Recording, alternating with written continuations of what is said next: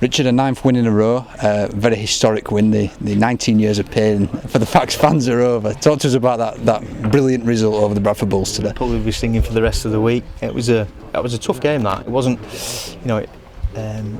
didn't pan out the way we wanted to. It certainly did first half. I thought we were very good first half. We scored some points, but we also forced them into a lot of errors. We rattled them first half, I thought, and we know they're a quality team. They've done it to us before at half time.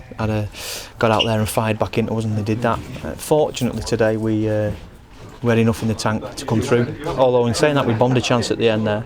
There was just a little bit of skill lacked in that area, and then Steve Tyler pulled away, which was fantastic for us. The fans in the stadium went mad, didn't it? Really, it was great. Talk about that first half first. 14-0 at the break. It was quite similar, I thought, to the Easter Monday clash, Good Friday clash rather, at Odsall, going in with a decent sized lead. But again, they came back out quite hard in the start of the second half. Were you very wary of that, and did you know it was coming in that opening period? Yeah, we spoke about them having a period within the game, probably straight after half time, and then obviously they went into the lead in the game.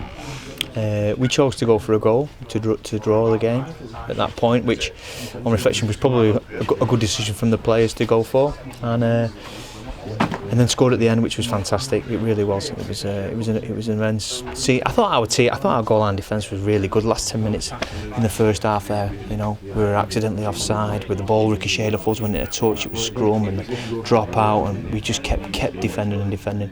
And as long as the team's doing that, we'll be in a good place. Never say die attitude, which carried on right to the end, and that moment when Tyra put that ball up and ran clear, it'll live long in the memories of a lot of people who were in the stadium today. And it was a special try, and a massive win, wasn't it?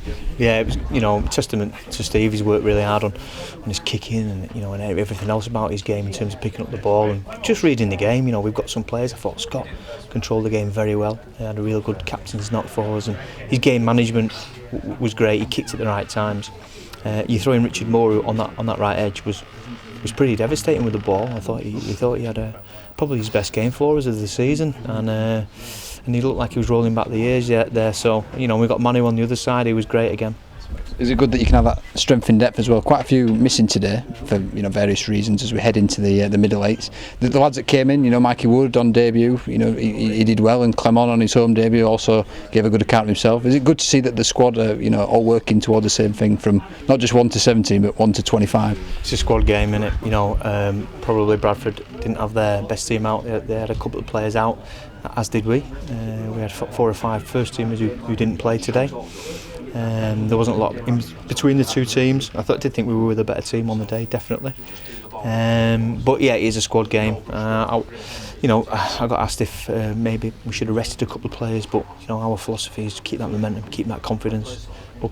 Put your best team out, and we got rewarded for that today. I thought our defence was very good again, except for the period after half time, which we'll look at and we'll review. So we talk about these 9 wins going into the middle eights. The momentum is the key word. What kind of impact do you think that can have as we hit them first few games? It could be against the Super League opposition. Do you think that momentum can carry the team forward into that and hopefully pick up more wins? Yeah, I think we've obviously people are looking around at the whole concept of the competition, Super 8s, the middle 8s, and I think it's really captured the public's imagination. It's certainly captured ours at the club. Did we think we would be in this position at the start of the year? We set some targets to be where we are. Fortunately enough, we've won all them games, and we're where we are. We sit in the league in a comfortable position. That's probably as far as it goes. Then the whole thing changes. The competition raises in terms of quality. We're playing against teams who are vying for survival. We're also going for teams who are trying to get into Super League, and we're in that mix as well. But we're certainly enjoying ourselves at the minute, and there's no pressure on Halifax at all. Do you think this result does send a message out to the other clubs that Halifax are not just there to make up the numbers? We're there to be serious about competing for them 4 places in Super League. Yeah, what we are is we're a hard-working team who enjoys what they do. We enjoy each other's company, and we enjoy coming to work and train, and that's as far as it goes. I think what happens there is there's a bit of a unity in that dressing room, and that carries you a long way in sport. We'll see if it's enough to get us over the line.